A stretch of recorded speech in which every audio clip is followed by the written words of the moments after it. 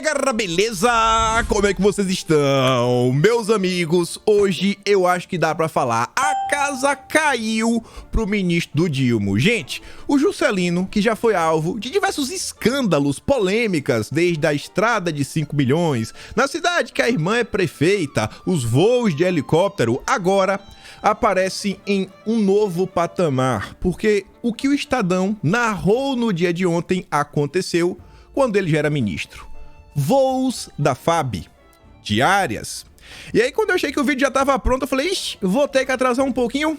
Agora de manhã o Estadão revelou uma nova nota sobre uma possível quantia em dinheiro que foi omitida do Tribunal Superior Eleitoral, um aras e muitas outras confusões. Ai, a gente vai ter que comentar sobre isso, hein? Polêmicas. O que esperar do governo da picanha? O que esperar? MST? Parece que também voltaram a ocupar novas fazendas e dessa vez, sabe quem é o proprietário? Fez o L. O proprietário fez o L. Vocês vão saber logo menos quem foi e mais algumas coisas que envolvem o MST.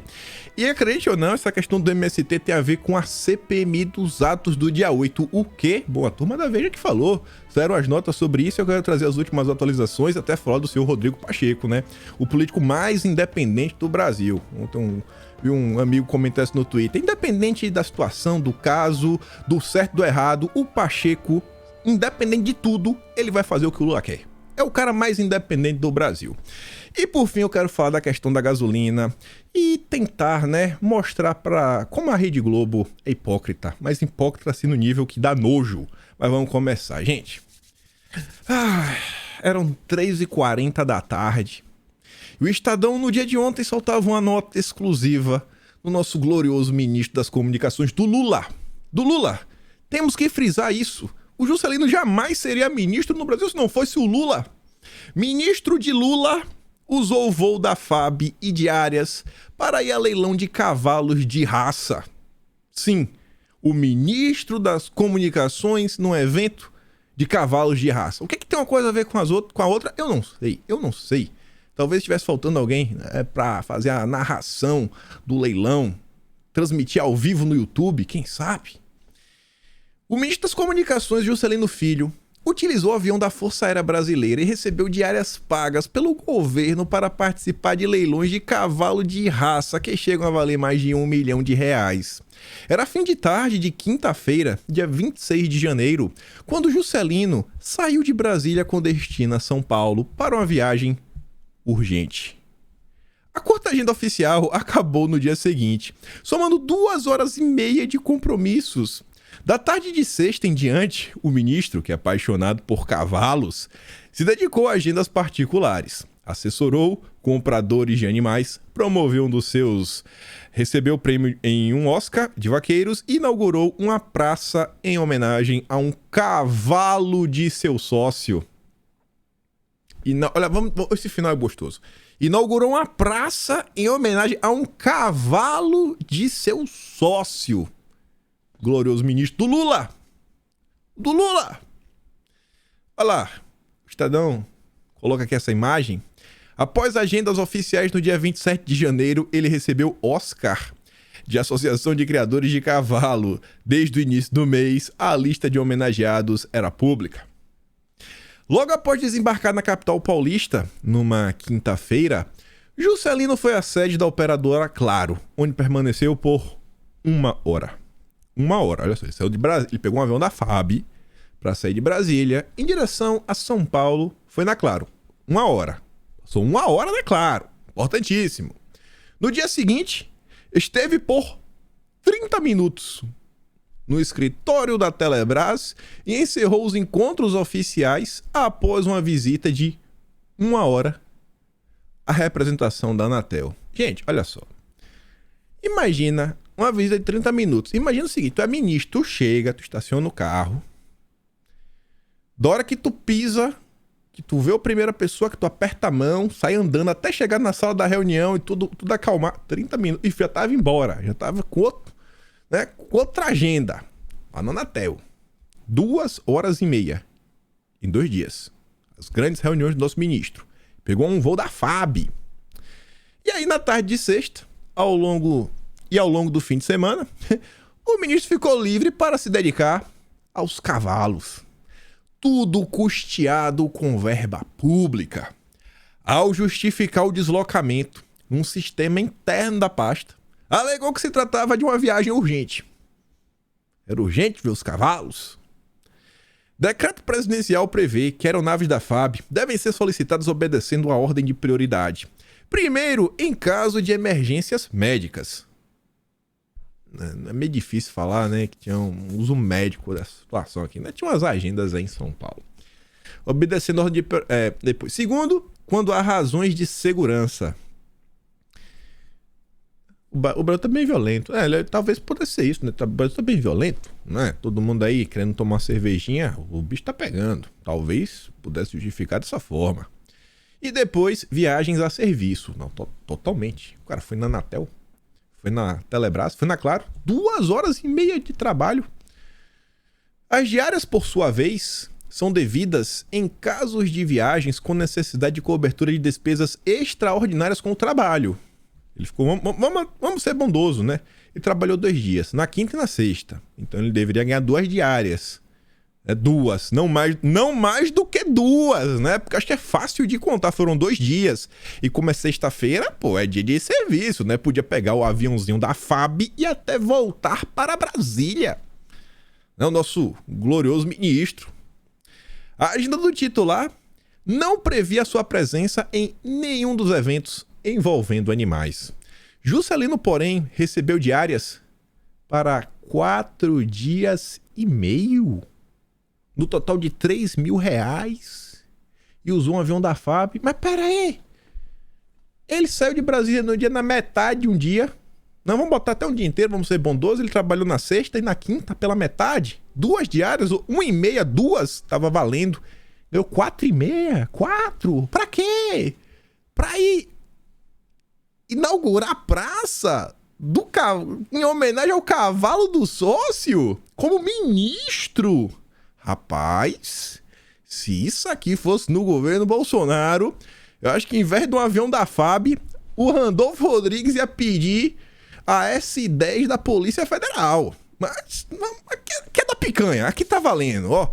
Em jato privado, a viagem de Brasília a São Paulo e de volta custaria cerca de 140 mil. E outra coisa, um avião, gente, queima uma quantidade absurda de combustível. A quantidade de gás carbônico que joga na atmosfera é umas 20 vacas peidando o dia inteiro. Que é o grande problema do Brasil, né? O peito da vaca e o Palio 1.0 do seu Zé. Inclusive vai falar gasolina sobre isso, que foi o argumento. Vão aumentar mais a gasolina do que o etanol, porque a gasolina é um problema para o meio ambiente. Mas vamos continuar. Aí o Estadão coloca aqui, ó, a diária. Pagamento de 4 diárias e meia referente à viagem em território nacional no período de 26 de janeiro a 30 de janeiro. Isso daqui é meio complicado, hein? Tem a prova do que aconteceu. Quero ver como é que o ministro vai justificar isso daqui, hein? Será que foi um erro? Ele está sendo sabotado? Aí você vê aqui também, ó, a viagenzinha da FAB, né, Comando da Aeronáutica, Ministério da Defesa. Esse é o governo da picanha, que quer botar para você pagar mais na gasolina, que deu R$18 de aumento pro pobre no salário mínimo. É assim que os ministros são tratados. E eu não espero nada menos do que isso, que eles merecem. Eles foram eleitos para isso. Todo mundo já sabia. Juscelino é um entusiasta das vaquejadas, comum no Nordeste e criador de cavalos da raça quarto de milha. Mas não destaca atividade nas redes sociais, onde costuma expor sua vida. Olha só, o Aras, de sua família, fica em Vitorino Freire, cidade onde a irmã é prefeita. E o Estadão tinha revelado, né, em 30 de janeiro, quando exerceu o mandato de deputado federal, ele enviou verba do orçamento secreto para soltar uma estrada que dá acesso às suas fazendas. Pelo menos 8 fazendas. 5 milhões. Embora as atribuições de sua pasta não guardem relações diretas com animais, o ministro das Comunicações tem usado o cargo para consolidar seu prestígio no mundo dos cavalos. O cara tá usando o cargo de ministro para consolidar o prestígio no mundo dos cavalos. Gente, isso é complicado, olha só. Não é que a questão da estrada que aconteceu quando ele era deputado. A gente tá falando aqui de uma ação que ele já é ministro, já é governo Dilma. Rapaz, no dia 27 de janeiro, por exemplo, Juscelino foi um dos homenageados na festa do Oscar do Quarto de Milha na capital paulista, anunciada desde novembro. Ao receber a homenagem, o ministro afirmou que pretende alavancar o mercado de equinos. Abre aspas. Olha a fala do ministro. Na função de ministro de Estado, agora no Poder Executivo do Dilma. Ele não falou do Dilma, né? Mas eu tô falando. Mas também como deputado federal reeleito para o 3º mandato. Tenho certeza, cada um de vocês, apaixonados pelo cavalo quarto de milha, que terão sempre o meu compromisso enquanto estiver com a função pública de poder defender cada vez mais o cavalo e os esportes equestres no nosso país. Diz o ministro das Comunicações, vai defender os cavalos. Realmente o PT está de volta. Eu nunca conseguiria ver um cenário como esse se não fosse com o PT. Na programação de sábado e domingo, Juscelino passou por 2 leilões em Boituva, a 122 quilômetros de São Paulo. Os eventos foram realizados em um rancho do empresário Jonatas Dantas, que é seu amigo e sócio. E só sócio em cavalos. Pô, mas você poder visitar ao mesmo tempo um amigo e sócio é a melhor coisa que existe. E movimentaram 7,5 milhões. Quase uma Mata Connection. Os locutores não economizaram citações à principal celebridade política ali presente. Você já lançou no leilão e teve assessoria de um ministro. O comprador tá com a assessoria do ministro. Garantiu um leiloeiro fazendo propaganda do negócio. O comprador do lote 8 foi com a assessoria do nosso ministro Juscelino Rezende, que é o sobrenome do titular das comunicações. Vai para a Serraria, no estado da Paraíba, informou outro, no arremate de um dos animais. Um dos cavalos de Juscelino foi exibido no palco. O locutor descreveu em detalhes as características de Gunner Roxo AD para impulsionar a venda da mãe do cavalo, a égua Palusa. Teve até o Lula Palusa. Será que é uma homenagem? Não sei. Principal animal negociado naquele fim de semana, os direitos sobre 50% da fêmea foram arrematados por R$1 milhão. Metade, viu? Metade da égua, 1 milhão. O ministro, vixe, é quase um Pegasus. Não um cavalo, é um Pegasus. Só falta voar. Se é que não voa, né? A apresentação de Gunner, por sua vez, também serviu para a propaganda de um leilão futuro, que nem aconteceu, quando o cavalo criado por Juscelino, em sociedade com Jonatas Dantas, será posto à venda. Esse misto é bom. Tá no lugar certo, na comunicação. O cara é bom de marketing. Esse cara é porreta. Tô gostando dele. Além da viagem com o avião da FAB para participar de leilão de cavalos, o dinheiro público, o teu dinheiro, miserável, também pagou despesas de Juscelino em outro evento sem qualquer relação com o Ministério das Comunicações. O teu dinheiro, viu? No sábado, dia 28, o ministro reinaugurou, né? A praça já existia, agora ganhou uma estátua. Né? Uma praça em Boituva, revitalizada e agora batizada com o nome do cavalo Roxão. Consultoria. Ao voltar para Brasília, também com o avião da FAB, Juscelino não deixou de dar atenção aos animais. Na terça-feira, dia 31 de janeiro, ele recebeu no seu gabinete um consultor de compra de cavalos, Júnior Machado. Compareceu à audiência acompanhado de Igor Oliveira, do PSD, prefeito do município sergipano de Poço Verde. O encontro foi registrado no Instagram do consultor. Abre aspas. Tratei com prioridade o avanço tecnológico da internet 5G e TV digital, escreveu Machado. Embora não conste qualquer atividade exercida por ele que tenha relação com a pasta do ministro. O cara é consultor de compra de cavalo, mas tá lá discutindo de internet 5G e TV digital. O Brasil é um quadro de Salvador Dalí. É um surrealismo. Não dá. Esse país, como diz a internet, é intancável. Não dá.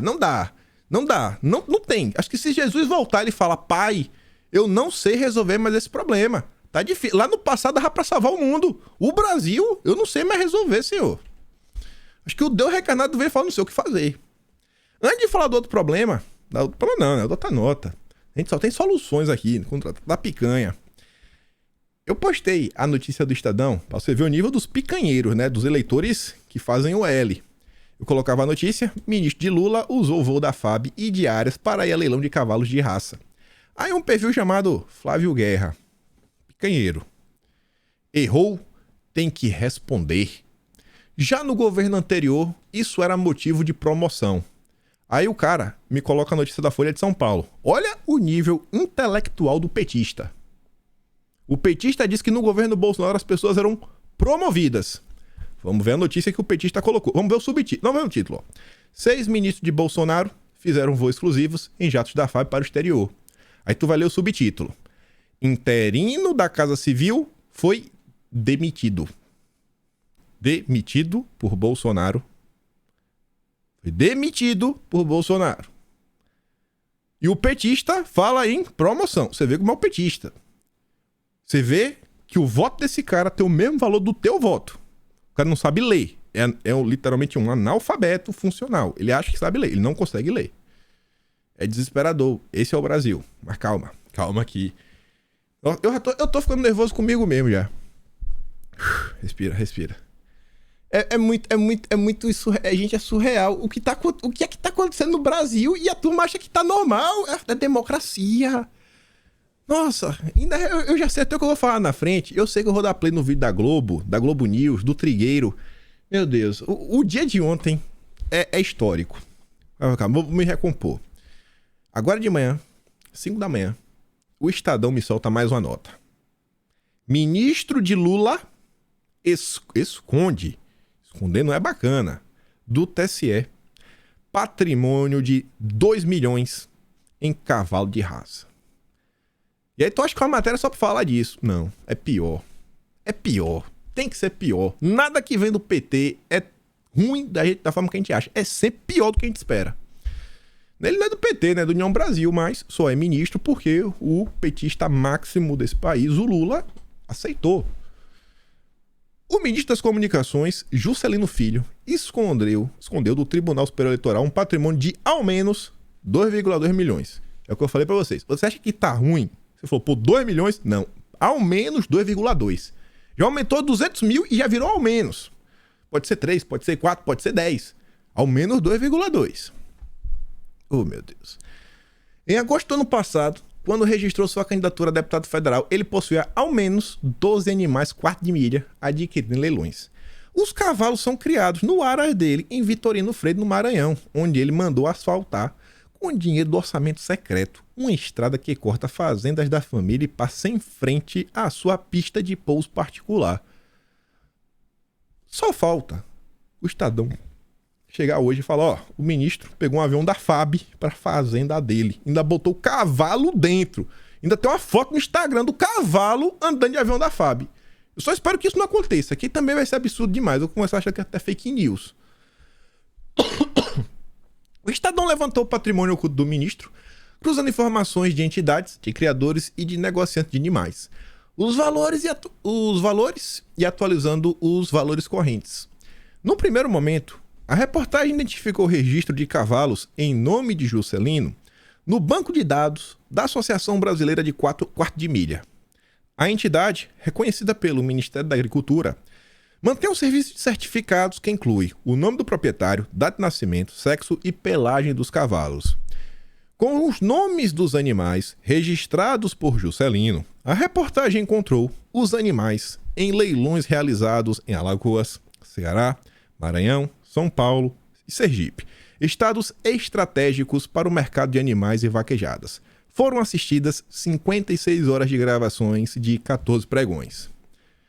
Antes de avançar, pensa numa história que tem um ministro, um aras, na cidade que a irmã é prefeita e que a família domina a cidade desde a década de 70.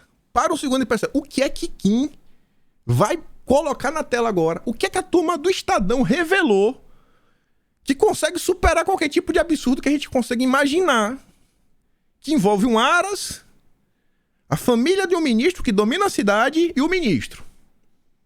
Pensa, você ainda vai surpreender. Acho que você não vai conseguir chegar no ponto. Estamos chegando lá. É o próximo ainda, mas eu quero criar o suspense. As negociações dos cavalos, atividade paralela política, não costuma aparecer nas redes sociais do ministro, usadas com frequência para divulgar suas tarefas ministeriais e momentos de sua vida privada. Nos leilões de animais, Juscelino Filho é festejado pelos organizadores que o tratam, olha só, como o dono do Aras em Vitorino Freire. Ele é tratado como se fosse o dono. Tá começando a ver algumas pistas do que vem por aí. Abre aspas. Comprador é Parque e Aras Luana. É Vitorino Freire Maranhão. É o nosso deputado federal Juscelino Filho. Festejou o consultor Júnior Machado no leilão em 2020. Júnior Machado é aquele da outra matéria? Que foi lá no ministério? Tô na dúvida agora, viu? No papel, o estabelecimento pertence à irmã do ministro. No papel, a prefeita Luana Rezende e a Gustavo Marques Gaspar, um ex-assessor dele na Câmara. O Aras tem 2 donos no papel, né? E um é o ex-assessor dele. Gaspar está nomeado na liderança do PDT no Senado. O Estadão ligou para o Aras nesta segunda-feira e conversou com um funcionário que informou não conhecer nenhum Gustavo Gaspar. O funcionário tem que ser demitido. O funcionário precisa ser demitido. Ele não conhece um dos proprietários do Aras que ele trabalha. Esse funcionário está armando para o ministro. Fake news. Não confiem no Estadão. Confiem na turma da picanha. Vocês estão vendo. Eu sinto o cheiro de armação de longe.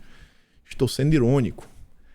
Em declaração à Corte Eleitoral, antes das disputas do ano passado, o ministro informou um patrimônio de 4,457 milhões, com fazendas, carros, 50% de uma aeronave, um apartamento e um terreno onde está instalado Aras. Eu nunca vi 4 milhões e 400 mil comprar tanta coisa. Fazenda, carros, metade de uma nave, apartamento, terreno, que ainda tem uma... Rapaz, eu acho que tá... Ele é bom de compra, viu? Esse ministro é bom de compra. Isso já é mais uma pista do que vai vir. Você vai falar, não, não é possível. Não é possível. O Brasil vai chegar lá. A declaração de Juscelino ao TSE não inclui animais nem embriões. O valor declarado por ele é semelhante aos 4,426 milhões que ele movimentou em leilões desde 2018. Nesse período, além de compras de cavalos, ele vendeu 14 animais da raça quarto de milha. Estamos chegando lá. Já tá ali, ó. Negócio com a prefeitura. Para especialistas, só antes disso, a prática de ocultar bens pode ser considerada falsidade ideológica eleitoral. Ministro, estão tramando contra o senhor, ministro. O povo está com o senhor. O povo está fazendo L. Não se acovarde. Abre aspas. As omissões de candidatos em relação à declaração de bens podem acarretar efeitos em 3 searas. Nas áreas tributária, um crime de sonegação fiscal, eleitoral e penal eleitoral, falsidade ideológica, afirma advogado eleitoral Valber de Moura Agra. E agora que vem. O nosso ministro não é apenas um criador de cavalos, não é apenas um cara porreta da comunicação, não é apenas um picanheiro, não é apenas um cara que faz o L, não é apenas um dos maiores ministros da história desse Brasil, que já viu, que luta pelo Brasil, que traz melhorias, que faz estrada onde a gente precisa, né? Em regiões cheias de gente. É o cara. Não, ele vai além. Ele talvez seja um dos maiores olheiros de terra da história dessa nação. Com 165 mil metros quadrados. Você, que mora num apartamento de 2 quartos, que é a parede, quando dá um peido na sala, você consegue escutar no quarto antes do cheiro chegar. O cara mora... Olha só, o cara tem uma área de 165 mil metros quadrados. Equivalente a 15 campos oficiais de futebol. Bacana, né? Porreta. Passar um final de semana no Aras, tomando banho de piscina, tomando uma cervejinha, comendo a picanha. O terreno onde fica o Aras pertencia à prefeitura. Agora, agora... Assim, é engraçado essa história, porque assim, o Aras pertencia à prefeitura e atualmente a irmã é prefeita. Em 1999, o estudante Juscelino Filho Um adolescente de 14 anos comprou o imóvel por R$1.000. R$1.000. R$4.300 em valores corrigidos. Com 14 anos, eu tava tirando meleca e comendo. Ou fazendo bolinha no sofá. Comendo salgadinho, aqueles baratos, sabe? Que você abre, sabe? Aquele cheiro, parece um isopor. Eu tava com 14 anos. O cara já era um visionário. Comprou umas por R$1.000, bicho. Olha a oportunidade. Essa prefeitura aqui deve... É um pai. Essa prefeitura é um pai. O pai dele, Juscelino Rezende, era o prefeito. Ah, era o prefeito. Eu achando que a prefeitura realmente é um pai. Literalmente é um pai. Logo, o vendedor do imóvel. O prefeito, que é o pai, vendeu um terreno de 165 mil metros quadrados por R$1.000 pro filho. Velho, não tem... Gente, não dá. Intancável. Prazo intancável. Se esse ministro não cair, eu não sei mais o que precisa acontecer. Eu não sei mais. Não sei, talvez assim nada aconteça. Nada. Não dá mais. É o nível do... Esse cara, na verdade, não sei nem se esse cara tá na política. R$1.000. 165 mil metros quadrados comprou da prefeitura, que o pai era o prefeito. Aí em 2007, ele vendeu por 50 mil para Gustavo Gaspar. Que o vagabundo do funcionário não sabe quem é, que o Estadão ligou. Está armando contra o ministro. Não confie no funcionário. Mais tarde, em 2018, o então deputado readquiriu o terreno por 167 mil, 215 mil. E Gaspar foi assessor dele na Câmara. A turma do Estado, deixa aqui ó, o documento oficial. O registro. Ó. Transmitente, Prefeitura Municipal de Vitorino Freire, Estado do Maranhão, blá blá blá. Adquirente, José Juscelino dos Santos Rezende Filho. Estudante. Residente, domicílio, papapá. Termo de aforamento concedido pela Prefeitura Municipal desta cidade, lavrado no dia 5 de maio de 99.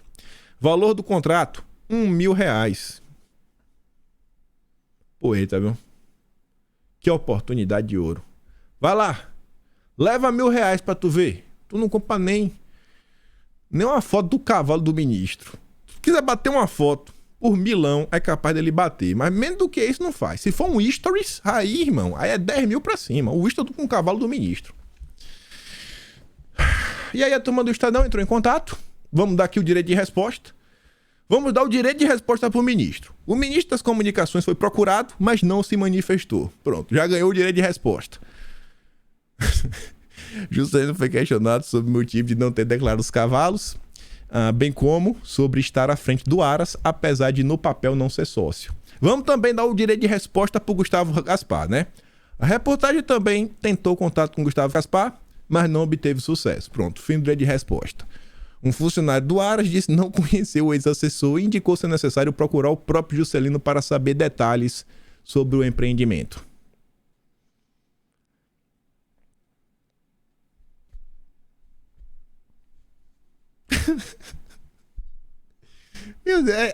É inacreditável. Inacreditável. Mas o problema é Bolsonaro, gente. O problema é Bolsonaro. Graças a Deus a democracia venceu. Compre, ande na rua com nariz de palhaço. Ande com nariz maquiado. Faça jus ao que te tratam. Porque estão te tratando como palhaço. A Globo te trata como palhaço. A Folha de São Paulo te trata como palhaço. E o governo te trata como, sei lá, não é nem ser humano. Tu só tem que trabalhar para pagar imposto. É inacreditável. Esse é o nível dos ministros do desgoverno atual. Estamos em fevereiro. O mês nem acabou. Hoje é o último dia do mês. Por sinal, é aniversário de minha irmã. Parabéns, Ana Clara. Não sei se está assistindo, mas tá aí, né? Depois te mando uma mensagem no WhatsApp. Vamos adiantar, que eu quero falar da Globo. MST critica a demora em nomeações no INCRA e fala em sinal amarelo com Dilma. O MST tá puto. O coordenador nacional do MST, o João Paulo Rodrigues, escreveu nas redes sociais uma mensagem que critica a demora do Dilma em escolher a direção do INCRA. E ele fala o seguinte, ó: começando a acender a luz amarela. Até agora o governo federal não nomeou a direção do INCRA, que tem a responsabilidade de cuidar de todas as áreas de implantação do programa de reforma agrária. Nem precisamos lembrar a importância deste órgão para o povo do campo. E parece que a turma do MST cansou de esperar. A gente chega lá. Mônica Bergamo, ministro da Agricultura e do Desenvolvimento Agrário, vão participar de evento do MST lá no Paraná. Aí beleza. Agora pronto, né? Acho que a turma do MST cansou de esperar. Sem trégua, MST invade mais 3 fazendas produtivas na Bahia. Sim, gente. O MST anunciou nesta segunda-feira a invasão de 3 propriedades produtivas no sul da Bahia. Ao todo, 1.550 sem terra ocuparam na madrugada de hoje áreas de cultivo de eucalipto pertencentes a Suzano Papel e Celulose, em protesto contra o crescimento da monocultura de eucalipto na região. Procurada, a Suzano não se pronunciou sobre o episódio. Por que será? Não sei. Vamos tentar levantar algumas coisas. Discurso recorrente do ex-presidente Jair... Eu gostei, essa matéria da Veja tá bacana. Tá bacana, ó. Discurso recorrente do ex-presidente Jair Bolsonaro contra um suposto risco comunista, representado pela ascensão do PT ao poder. As críticas à tomada de propriedades privadas voltaram à tona nas últimas eleições, quando Dilma, já líder na corrida presidencial, virou a vidraça por não censurar invasões ilegais. Abre aspas. Qual foi a terra produtiva que os sem terra invadiram? Porque os sem terra invadiam terras improdutivas. Tinha hora que eu achava que os sem terra estavam fazendo um favor para os fazendeiros. Por que estão invadindo as terras para o governo pagar? Disse o petista na campanha. Em entrevista à Veja, o ministro da Agricultura, Carlos Fávaro, afirmou que antes da posse do Dilma foi feito um acordo com o Sem Terra para que não houvesse mais invasão de áreas produtivas.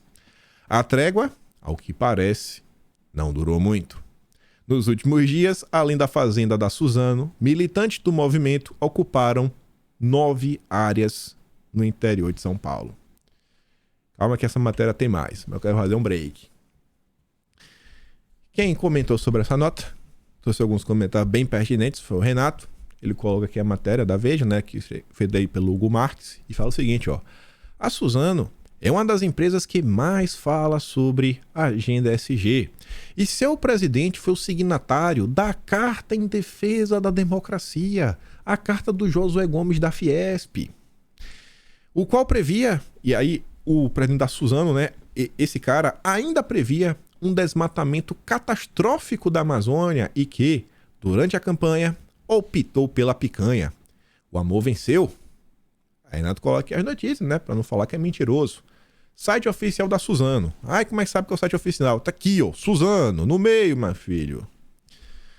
Suzano adere à iniciativa global que propõe a descarbonização da economia mundial. A Renato pergunta, a invasão do MST cumpriu as regras do ESG? Aí você fala, o que é que tem a ver? Óbvio, o MST invadiu com carros elétricos. O MST está utilizando ferramentas, né, que não emitem gás carbônico, tipo facão, foice, ou está usando motosserra. Motosserra não pode, ainda mais se for 2 tempos. Tem que ver o que está usando. Tudo culpa do Bolsonaro. Tá lá, ó. Presidente da Suzano critica Bolsonaro e prevê desmatamento catastrófico da Amazônia. Não acho que estejam favorecendo o desmatamento, mas não estão criando condições para evitá-lo.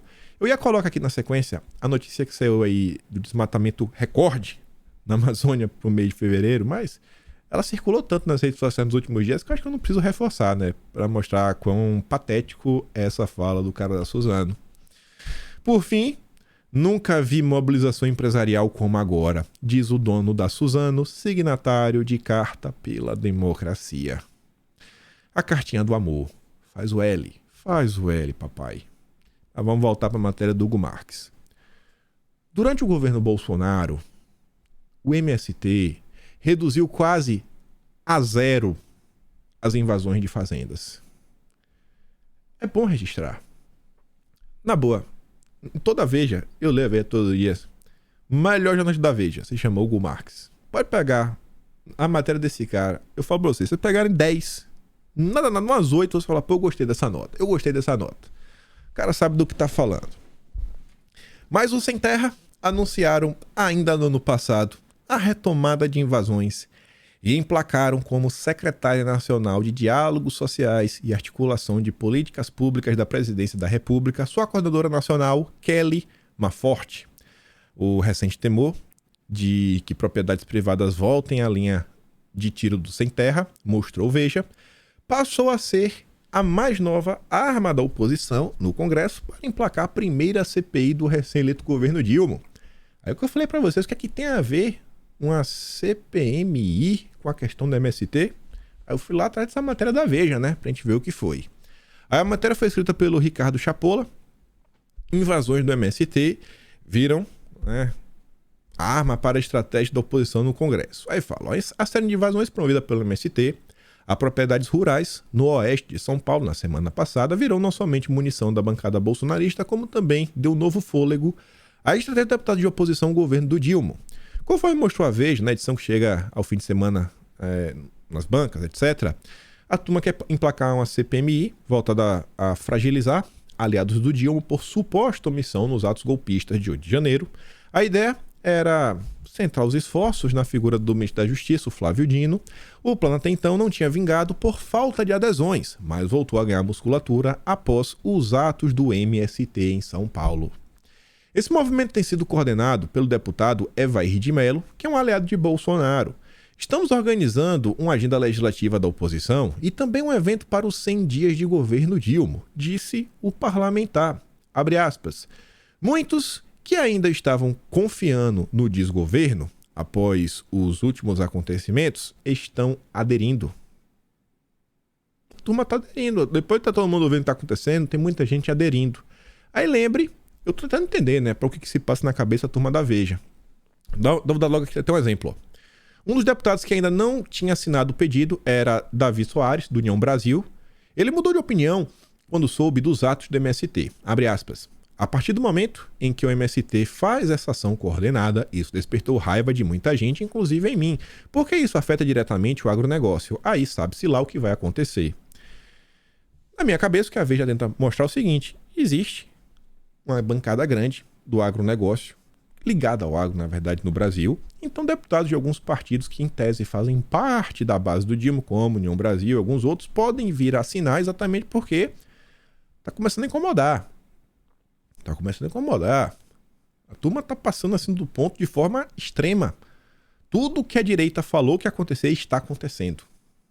E tá todo mundo cara de tacho, todo mundo cara de besta.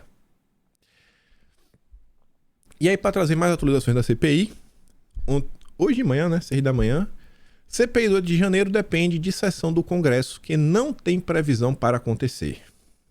O senhor Rodrigo Pacheco pode iniciar ela hoje, amanhã ou, quem sabe, nunca. Depende do Pacheco. Olha que lindo. Que é do Congresso, não é da Câmara. É o presidente do Congresso, ou seja, o presidente do Senado, que é que marca esse tipo de sessão, uma sessão diferenciada. Aí fala, né, que sua instalação depende ainda da realização de uma sessão do Congresso, não da Câmara, não do Senado, mas uma sessão do Congresso, que ainda não tem data para acontecer. Na sexta, dia 24, André Fernandes anunciou na rede social que conseguiu os números, etc. Ele até falou umas coisas ontem, mostro para vocês. Ainda assim, para que ela saia do papel de fato, é necessário que o Pacheco convoque uma sessão do Congresso mais rara, que é a de cada casa legislativa individualmente. Não é da Câmara, não é do Senado, é do Congresso. Ainda assim, para que ela saia do papel... Pô, coloquei a mesma notícia de novo, foi mal. Essas sessões são convocadas para análise de vetos e deliberação do orçamento. Por exemplo, em 2022 foram apenas 8 convocadas. Ao longo de todo o ano de 2022 foram apenas 8. Uma a cada um mês e quebrado. Um mês e meio. Um pouco menos que isso. O governo do Dilma não tem interesse em ver investigações parlamentares sobre o ataque à sede dos 3 poderes. Além de ser impossível prever o caminho que elas podem tomar, acabam sugando as atenções da pauta legislativa. Em um ano que a gestão do Dilma tem outras prioridades, como a reforma tributária, a gente já falou isso diversas vezes. Pacheco, no entanto, está pressionado a dar andamento à instalação dos colegiados. Nessa segunda-feira, o ministro Gilmar Mendes determinou que o presidente do Senado explica porque ainda não instalou a CPI proposta pela senadora Soraya Tronic, que já conta com 39 assinaturas. O entendimento da Corte determina que, havendo as assinaturas, não cabe ao presidente da Casa postergar a instalação, que foi o que aconteceu, inclusive, na época da CPI da pandemia. E diz que o governo tem outro instrumento, está tentando esvaziar a comissão, remover assinaturas. O André Fernandes, que é um dos deputados que está meio que à frente dessa situação aí, né? Também está apostando bastante. Ele informa que o número de assinaturas subiu e muito. Agora já consta com 189 assinaturas. E 33 no Senado, ou seja, mais um nome no Senado. Mais de um terço do Congresso Nacional quer esta comissão para investigar todos os atos de ação e omissão ocorrido no último dia 8 em Brasília. Ele começa falando que ele já protocolou o requerimento. Já está oficial, está lá protocolado nos sistemas aí do Congresso como um todo. Faremos amanhã, terça-feira, uma coletiva de imprensa às 16 horas no Salão Verde da Câmara para o anúncio oficial, o que deve colocar um pouco mais de pressão, inclusive, sobre o senhor Rodrigo Pacheco. Então, vocês aí que estiverem interessados, acompanhem as redes sociais. A partir das 4 da tarde, se deve ter algum tipo de movimentação. Talvez o próprio André, os deputados aí devam divulgar algum tipo de link para a gente saber as novidades do caso. E, gente, falar da Rede Globo. Falar bastante da Rede Globo agora, né? Até poupar um pouco a voz, tomar um copo d'água, que tem muita ladainha aí pra gente tentar dar uma desmentida. Quando eu falo pra vocês que a Globo News, né, o Estúdio Z, ele é insuperável, é por causa de falas como essa. Escuta aqui, enquanto eu bebo meu pote de água, né, tá longe de ser uma garrafa. Olha só. Fazer uma análise assim, à distância, um olhar que eu acho que a gente deve ter de muita serenidade, não se deixando contaminar pelos interesses difusos. Primeiro ponto, governar é contrariar interesses, não dá para agradar a todo mundo, muito menos as redes sociais. A gente tem que ter critério para dizer, farei isto ou aquilo. Então, o que vislumbra o presidente Lula, o que ele quer fazer? Do meu ponto de vista, ele devia ter o cuidado de sinalizar para a sociedade inteira, estou desarmando a bomba relógio deixada pelo ex-presidente Bolsonaro. Você vê, né? Rede social, não pode agradar a rede social, ou seja, o povo. Eu acho que não tem ninguém, nem de esquerda, que é a favor de pagar mais na gasolina. Mas pro Andrezinho é a rede social. Depois tem que desarmar a bomba relógio de Bolsonaro, né? Ou seja, o preço barato. É um absurdo. O que o Bolsonaro faz é um absurdo. Não pode ter gasolina barata. É um absurdo o que ele fez ano passado no intuito de ter votos, principalmente junto à classe médica. A maioria da população brasileira não tem automóvel, não tem essa preocupação tão evidente com a oscilação do preço da gasolina, embora pese na inflação. Então, o primeiro ponto é esse, didatizar. Estou restabelecendo a lógica fiscal. Eu estou aqui determinando que haja recolhimento de impostos. Até porque o Brasil, signatário do Acordo de Paris, não pode deixar combustível fóssil livre de impostos. Já é outra aberração. Tem que fazer esse jogo, esse equilíbrio, para mostrar por que a população não deve dar ouvidos à onda que virá, certamente, da oposição, ou bolsonarista, ou à direita, ou à extrema-direita, qualquer delas, assim, que vai dizer, tá vendo? Como a gente disse, o governo Lula está aumentando a gasolina e é ruim para o seu bolso. Tem que mostrar por que essa volta dessa cobrança de impostos faz parte de algo maior, de um planejamento que tem a ver com o equilíbrio das contas do governo, que depois vai entrar em impostos e tudo mais, e aí pesar isso aí. Porque a classe média faz barulho, as redes sociais fazem barulho. A classe média. Todo mundo que tá na rede social é classe média. Ai, meu Deus, é tanta baboseira, né? E você vê ele fala assim, não, somos signatários do Acordo de Paris, um combustível fóssil não pode ficar sem imposto. Mas, gente, o imposto tem. É porque vai aumentar, mas o imposto continua, sabe? Não é que o imposto foi zerado, só reduziu o imposto. Não adianta explicar, né? Não adianta. A Globo News não tá do lado da verdade. E vamos comentar sobre isso, né? Vamos começar de forma leve.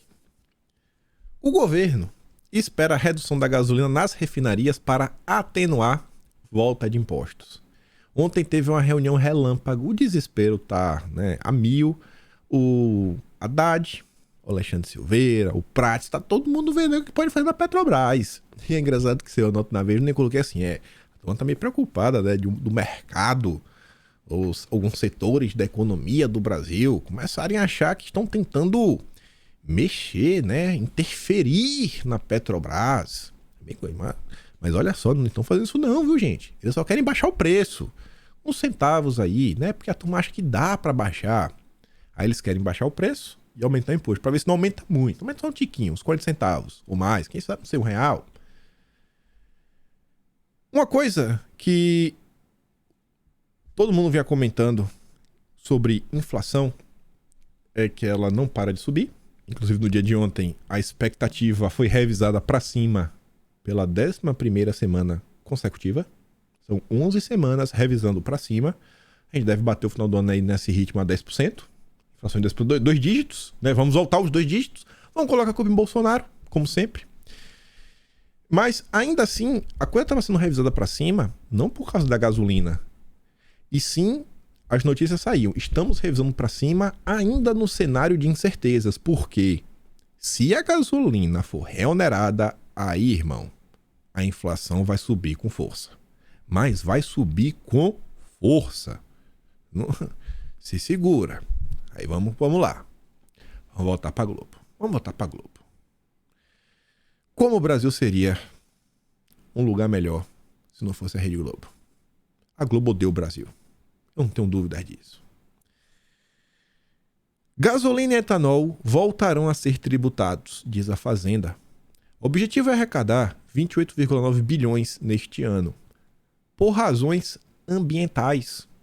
Gasolina deve ser mais onerada que etanol. O etanol não vai sofrer da mesma forma que a gasolina sofre? Bacana, hein? Equipe econômica defendia a volta integral de impostos. Ala política queria prorrogar a desoneração. Os percentuais de cobrança de impostos sobre a gasolina serão informados pelo Haddad. A pasta não informou os percentuais de imposto por litro no novo modelo de cobrança do imposto. A ideia é que o combustível fóssil seja mais onerado, de acordo com o governo, e que isso seja distribuído ao longo da cadeia. Antes de avançar, para ser chato e repetitivo, olha como a agenda ESG está destruindo a sua vida. A agenda ESG agora serve de motivação, de explicação para o aumento de impostos. O aumento de impostos. Tudo que for relacionado a combustível pode aumentar o imposto. Por quê? Porque está destruindo o planeta. Quanto tempo você acha até estarmos numa crise fiscal para valer? Alguém tem a ideia de vamos aumentar aqui o imposto da carne? A carne bovina? Aumenta também o imposto do frango, do peixe, das proteínas animais como um todo. E quem sabe vamos baratear o imposto do grilo, da barata, né, de algum inseto. Você acha que é brincadeira? Gente, de coração, para por um segundo. Pode até dar pause no vídeo. Algum dia na sua vida você achou que eles iam aumentar o imposto da gasolina utilizando um argumento ambiental? De coração, você um dia achou isso que era possível? Tenta pensar isso aqui com tua cabeça de 3 anos atrás, 4 anos atrás. Eu tô certeza que tu vai chamar a pessoa de maluca. Tá acontecendo. Diante dos nossos olhos. E não é só isso, são diversas coisas. A gente vem comentando.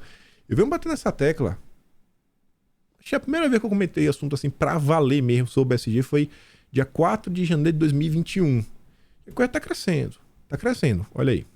É uma agenda central desse novo governo. Mas vamos agora para a parte boa. Esse parágrafo, ele abre tanta discussão e ele escancara de vez toda a hipocrisia da Rede Globo.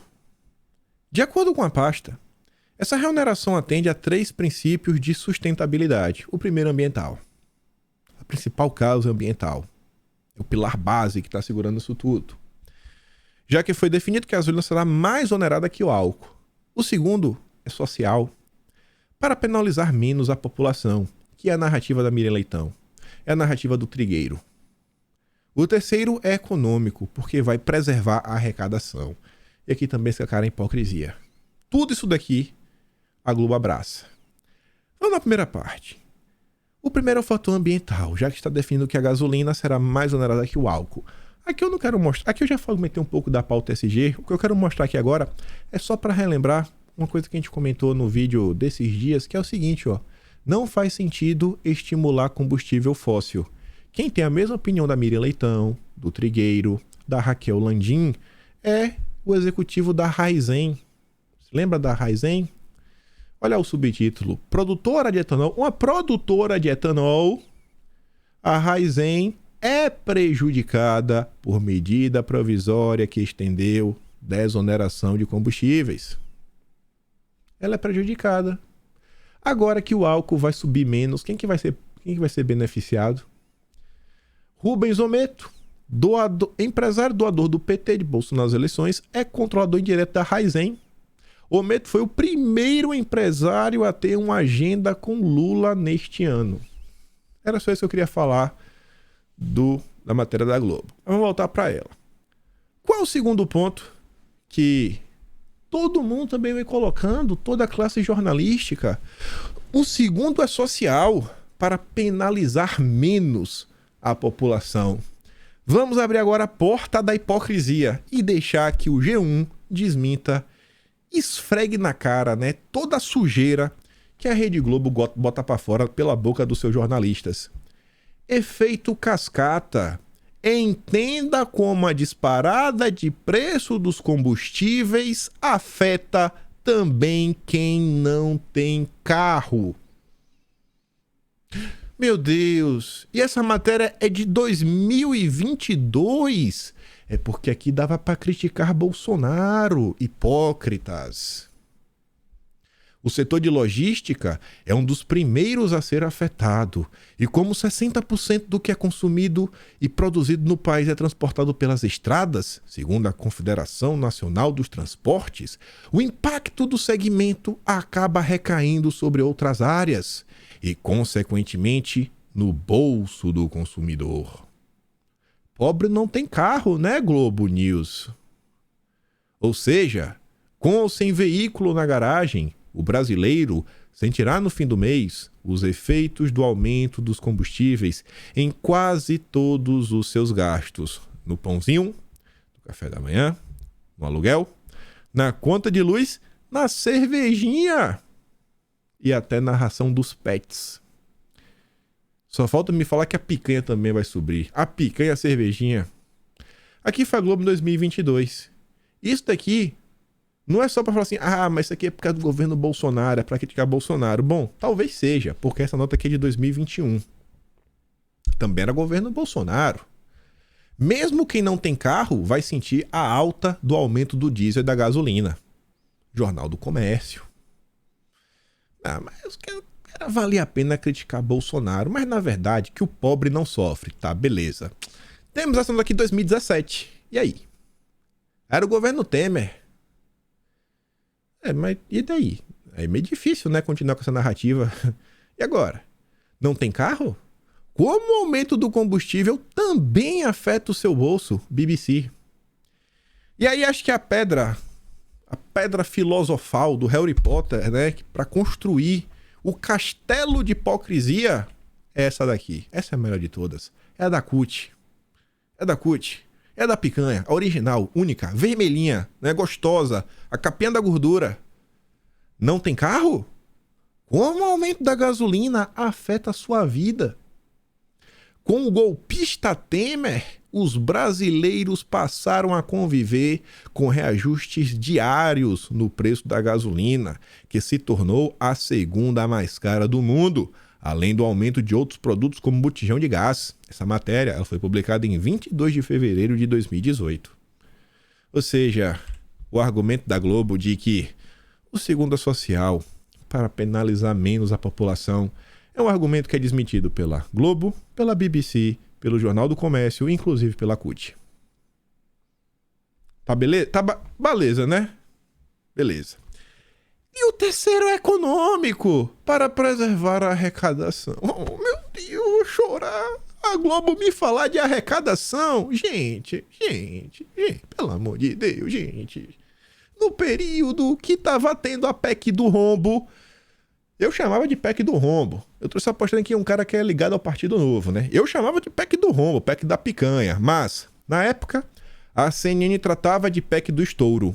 A Record tratava como PEC do estouro. A Jovem Pan chamava de PEC fura-teto. A Band e o SBT, mornos, chamavam de PEC da transição. E a Globo vendeu como a PEC do Bolsa Família para ajudar a passar. Não dá para acreditar em jornalista da Globo como Trigueiro falando de responsabilidade fiscal, porque eles apoiaram a PEC do rombo. A PEC foram mais de 160 bilhões. E para mostrar a hipocrisia até onde vai, a própria Globo, em 22 de dezembro de 2022, fez um editorial, ou seja, é em nome da opinião do Grupo Globo. PEC da transição é resposta errada a desafio fiscal e social. Meu Deus. Por quê? Infelizmente, ela é uma resposta muito longe de satisfatória aos desafios impostos pela crise fiscal e pelas demandas sociais. A alegria da equipe, que subirá a rampa, vem da licença para gastar em 2023 mais de 168 bilhões, além do previsto na proposta orçamentária original. As felicidades parlamentares, né? 9,7 bi de emendas. O respiro do mercado, né? Do alívio, porque a gastança poderia ser pior, mas a Câmara reduziu há apenas um ano o estouro autorizado no teto de gastos. Aí falava o seguinte, ó. Além de desnecessária, a PEC é perdulária por abrir um espaço no orçamento além do razoável, ou seja, mais do que necessário. Mesmo no formato ampliado para pagar R$ 150 por criança menor de 6 anos, o novo Bolsa Família exigiria 70 bilhões, além do já alçado. Não precisava de uma PEC de 168, 70 já pegava o Bolsa com 150 por criança. Com mais 10 bilhões, seria possível recompor programas esvaziados, como farmácia popular ou merenda escolar. O total exigido pelas urgências não chega nem perto dos 145 bilhões autorizados em estouro do teto, mais 24 bi em investimentos. A Globo, que sabia que a PEC do rombo era muito maior do que o necessário, chamou de PEC do Bolsa Família, para vender num pacote bonitinho para a sociedade, através do Jornal Nacional, do Bonner, para depois pagar de é desnecessário. Então não me vem falar de responsabilidade fiscal, porque isso aqui é responsabilidade fiscal. O Haddad está em busca de 28 bi. 28 bi é troco de bala. É troco de bala. Vamos esquecer os 24, vamos olhar para 145. Vamos botar 70 mais 10, é 80. Aqui tem 65 bi a mais do que eu precisava. Ou seja, 2 vezes a gasolina. É 2 vezes o que o Haddad... É mais de 2 vezes do que o Haddad quer recuperar com a gasolina, que é 28. Aqui tem 65 a mais. E a Globo ajudou a passar, chamando de PEC da Bolsa Família. É o suco de hipocrisia. É uma piada o que está acontecendo. E o palhaço é você. Você é o palhaço. O Rogério Marinho comenta o seguinte, trazendo da CNN. Ministério da Fazenda confirma que voltará a cobrar impostos sobre combustíveis. E ele fala, ó, o governo Bolsonaro reduziu impostos de 4 mil produtos e, mesmo assim, aumentou a arrecadação. O governo do PT, em 2 meses, penaliza a população aumentando tributos. Após a bomba fiscal de 200 bilhões inchando a máquina pública com apaniguados políticos sem critérios técnicos. Eu podia colocar aqui o tweet da Gleisi Hoffmann, falando que aumentar o tributo agora é penalizar a população, é descumprir promessa de campanha. Mas não precisa, que a gente já comentou muito no final de semana, né? Não precisa. Vamos fingir que não existe. E para mostrar o contrassenso, porque não sei se vocês viram, né? Eu fiz questão de colocar nesse tema foto de Lula e Bolsonaro para colocar assim os dois... Porque a própria mídia coloca Bolsonaro como representante da direita versus o Dilma, os 2 grandes nomes. Vamos ver a diferença de um governo de direita para um governo de esquerda. O candidato de Bolsonaro no estado de São Paulo. Enquanto o Dilma aumenta impostos, o governo de São Paulo, de Tarcísio Freitas, anuncia a redução de ICMS em setores de saúde, agricultura e indústria. Enquanto o governo Dilma aumenta abraçando a pauta ESG, com a justificativa do Tarcísio, ainda é melhor do que eu esperava. Nós vamos assistir ao esvaziamento... não vamos mais assistir ao esvaziamento da indústria de São Paulo. Por isso, assinamos hoje 11 decretos que reduzem a carga tributária de vários segmentos do setor produtivo paulista. Vamos acionar as alavancas para promover uma indústria forte. Indústria forte é isso que gera emprego, o que gera renda. Reindustrialização.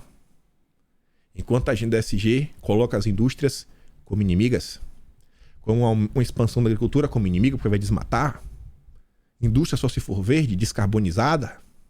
Tá aí, ó. Parabéns, Tarcísio. Tá de parabéns. E olha que eu acredito você sabe que eu não sou fã do Tarcísio. Parabéns, Tarcísio.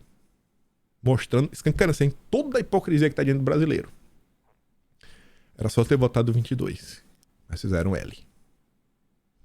Aí, diante de todo esse cenário, confiança da indústria cai 1,1 ponto em fevereiro e atinge o menor nível desde julho, não sei qual, né? De 202, diz a FGV.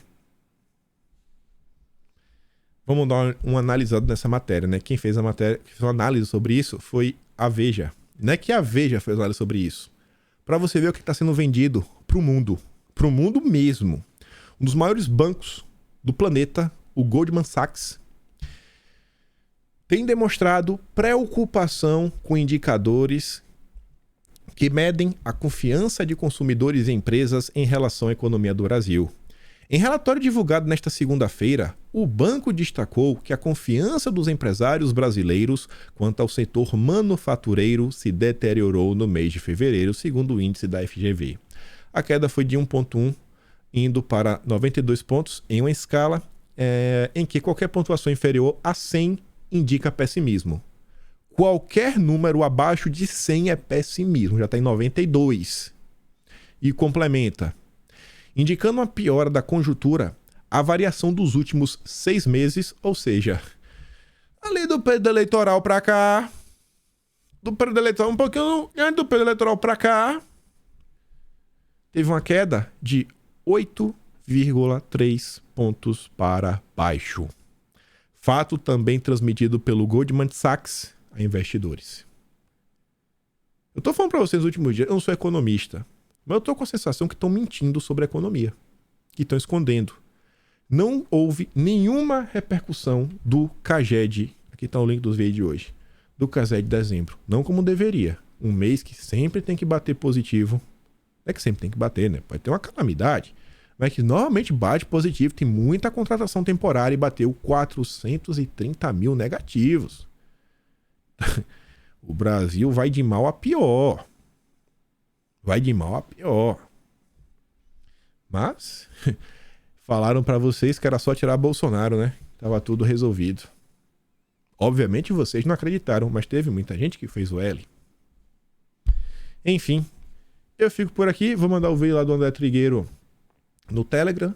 Se gosta do meu trabalho, posta também no canal. Tem um botão de valeu, tem um peito na descrição. Hoje eu vou estar no Pânico. E é isso. Espero poder estar aqui amanhã, ver vocês amanhã. Compartilha esse vídeo e aquele grande beijo e abraço. Tamo juntos. Valeu, meus amigos. Fui.